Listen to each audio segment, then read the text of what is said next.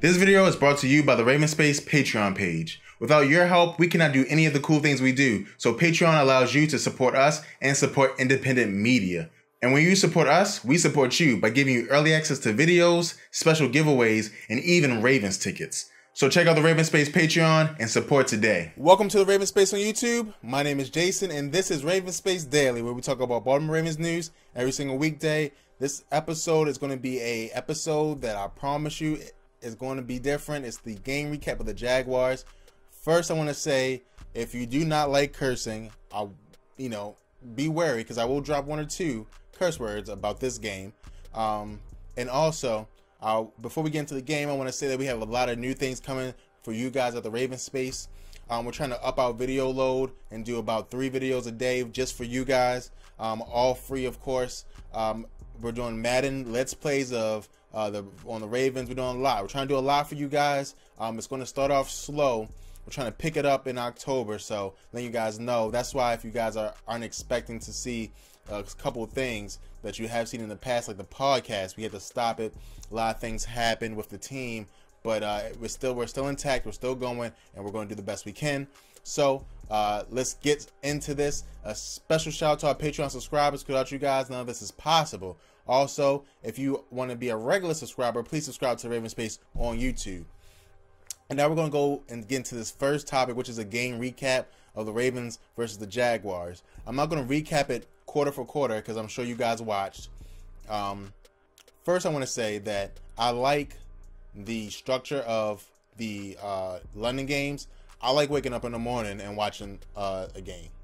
I'll say that first. That's the only good thing I can say about this game, because the Ravens got their asses whooped, and I mean whooped. In all my years of being a Ravens fan, and there's been some pretty bad losses. I mean, the one a couple years ago where Russell Wilson came in and messed us up at home was bad. This was the worst ass whooping I've seen ever to a Ravens team, and there's a lot of reasons why. Some of the big reasons are that we cannot pass protect, and we cannot get open one-on-one. And what I mean by that is that when it comes to pass protection, Joe Flacco and Ryan Mallett, who came in later in the game, always had a person in their face. Always, every single second. And you can't throw the ball that way.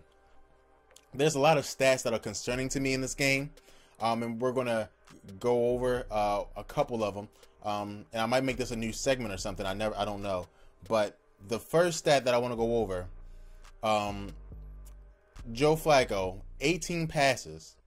In a game we lost 44-7, he threw 18 passes. That means, what does that mean to me? That means that you have no confidence in your offensive line. That's exactly what it means, because you are afraid to throw the football.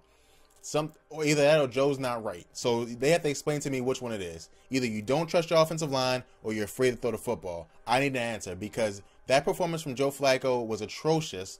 That performance from Marty Morningwig was atrocious. The performance from the offensive line was atrocious.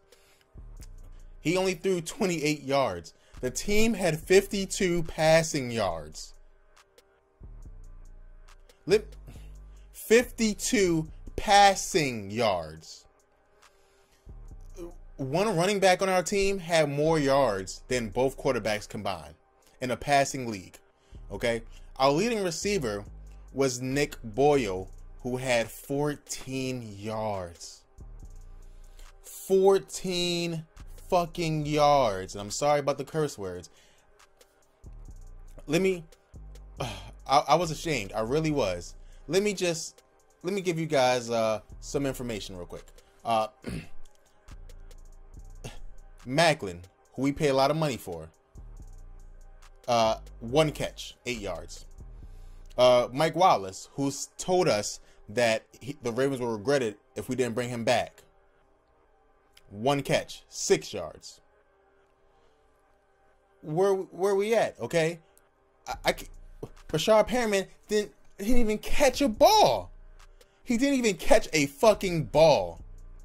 Now, to be fair, Joe Flacco only had 8 fucking completions, so it was just terrible. I'm disappointed. Let's just go to the winners and losers, because there's not a lot. let's just go on. I'm sorry about this show, guys. This will not be my best show. I think my best shows are when I'm having fun talking to you guys, being happy. Ain't nothing to be happy with here. So winners and losers. There are only two winners. The two winners, in my opinion, one is Alex Collins. Alex Collins had a good game. I will be doing a highlight video on Alex Collins because he's the only person that deserves a highlight video. So you only have one highlight video this week. Usually I give you two. Sorry about that, guys. Expect it on Tuesday. Alex Collins, 9 carries, 82 yards, 9.1 average. Good. I'm 100% fine with that, especially for a guy who just got off the practice squad. The other winner is Brandon Williams.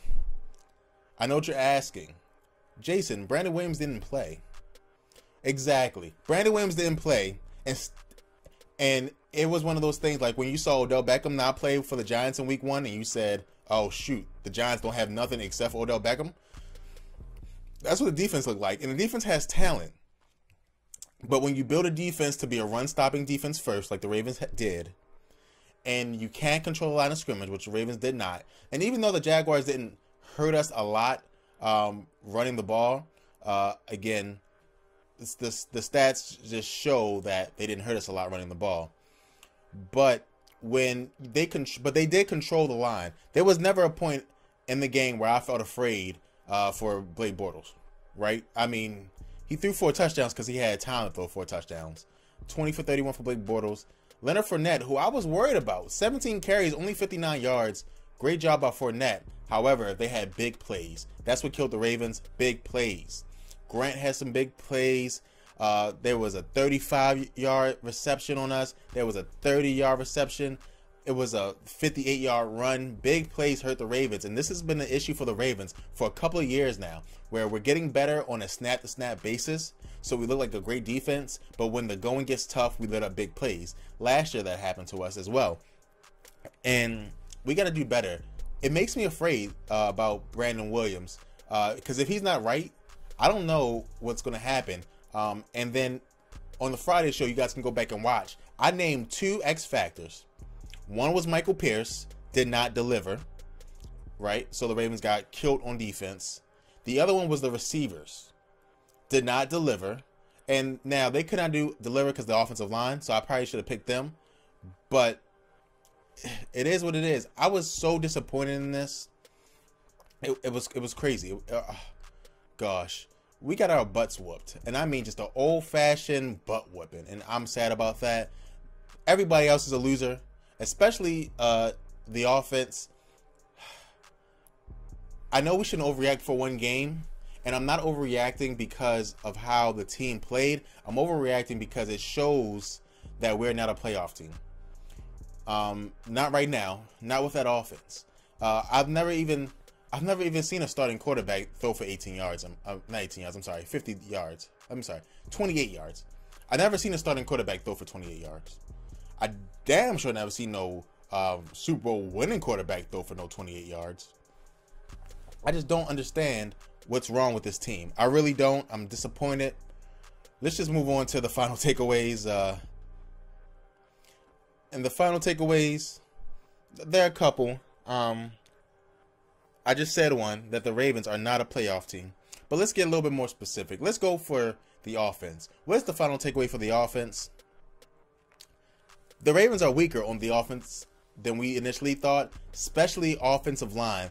The Ravens have a weak offensive line. When Yonder went down, it was terrible. And I saw this last week as well. When Yonder went down, the offensive line performed terribly. And now, even though Yonder was out the full game, they still performed terribly. There was always pressure. The receivers really can't beat top tier cornerbacks. We saw that. Jalen Ramsey and AJ Boye, and I'm sorry, someone called me out on it, and you guys are completely right. Someone called me out on it, and you guys are completely right. AJ Boye is on the Jaguars. I forgot that he went there. AJ Boye is a better cornerback than Jalen Ramsey, and I love Jalen Ramsey. I think he's a top flight corner, and AJ Boye is better. So I was wrong about that. I said that they only had one good corner. They have 2 great corners. So I was wrong about that. Another final takeaway for the defense is that we need we're one step away from being great. That games like that, you can never be great. We need to elevate our game, especially when it comes to big plays, because the Browns had big plays on us as well. So those are the things we have to clean up the big plays. I'm excited to hear what John Harbaugh has to say.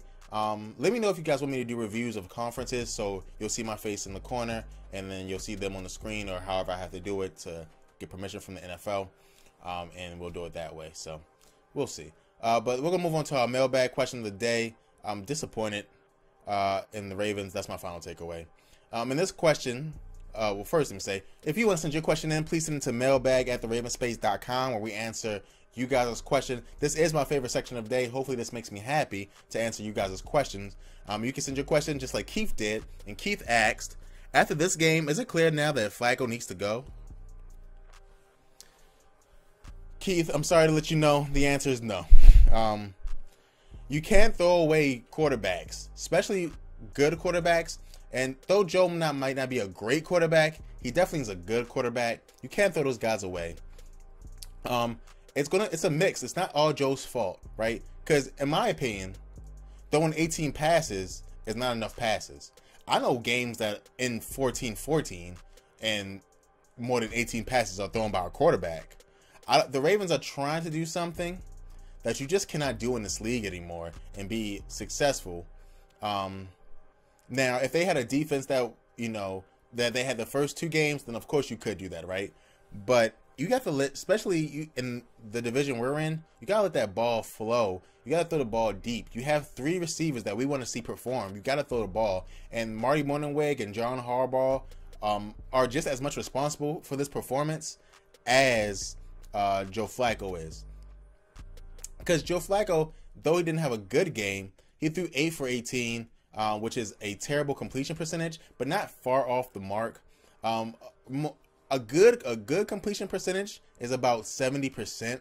Anything higher than that is great. Joe Flacco was at 50, so he was lower than that, but not, abysmally lower than that. So the issue is that when they're all short dinks and dunks, you can't win a game like that. You just can't. And that's what the Ravens had. It sucks. I'm disappointed, but I do think that we are a team that can make it to the playoffs. I think we're going to beat the Steelers next week.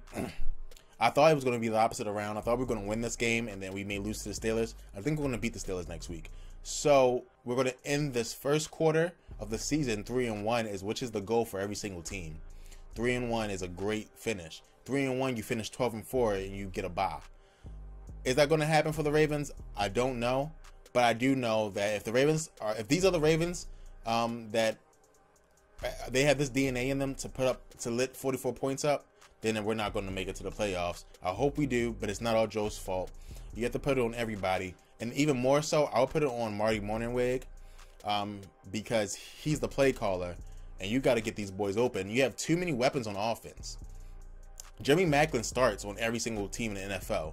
Mike Wallace, I believe, starts on every single team in the NFL. Maybe except for Julio Jones and Sanu. I think Sanu's a very good DB. I'm sorry, wide receiver. I think Mike Wallace is starts on 80% of the teams. You got to get them the ball. Get them the ball. They should not be having 1 and 2 catches. They should be having 5 catches or over every single game.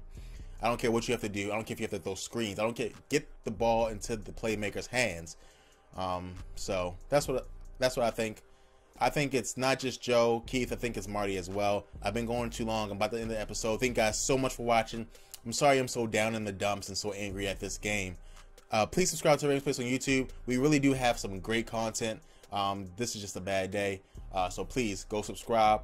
Also, if you want to help us out and join our Patreon, please check it out. We're doing a lot of different things here. We're going to have to slow down because we have to readjust the team. We have to recalibrate it, but we're going to speed right back up. So please stay for every single day, we're still going to have Ravens Space Dailies. Never fall on that. So thank you guys so much, and go Ravens.